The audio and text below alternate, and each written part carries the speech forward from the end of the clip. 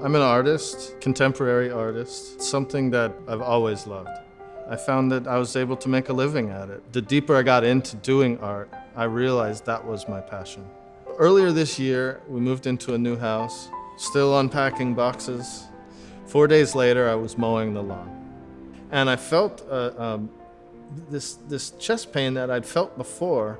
However, it was much more intense. And the only way I can describe it is the same feeling I would get when you run out in the cold or when you breathe the cold air and your chest would burn. It felt like that.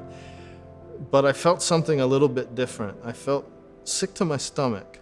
Just a regular Sunday, and he did some yard work and then came back to the living room and then said that something is wrong. It's kind of like I felt different this time. I think that we have to go to emergency room. In the course of his workup, he had elevated cardiac biomarkers indicative of a heart attack, which again was a bit shocking given his age and his general state of health. He appeared to be a relatively healthy male. And that led us to dig deeper and then ultimately led to a left heart catheterization, which revealed he had what's known as multivessel coronary artery disease.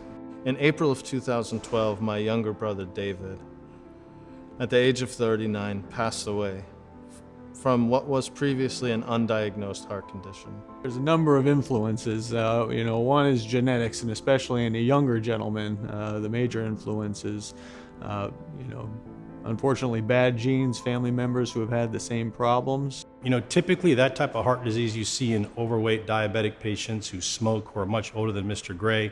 Mr. Gray at that time was 47 years old, but he had blockages in all his main epicardial arteries or main coronary arteries, which was a bit shocking.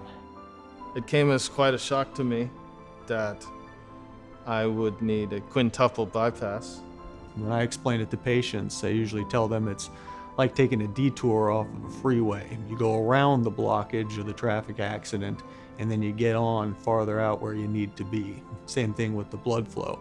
It takes an alternative route to get past that blockage and get to where it needs to be to supply the muscle of the heart. His post-operative course went well. He recovered fairly quickly. He was out of the hospital within a week, and then ultimately referred for cardiac rehabilitation. When this happened,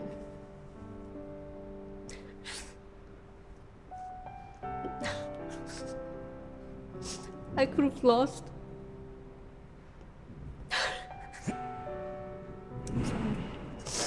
And I could have lost everything I have in here. I want to say thank you for so many reasons. One, for saving my life. But I want to say thank you for the care that you gave to me, for the kindness that you showed me. Now that my recovery is nearly complete, I'm able to pursue my art. I'm able to take walks with my wife. Probably the best thing I can say is that I feel like a whole person again.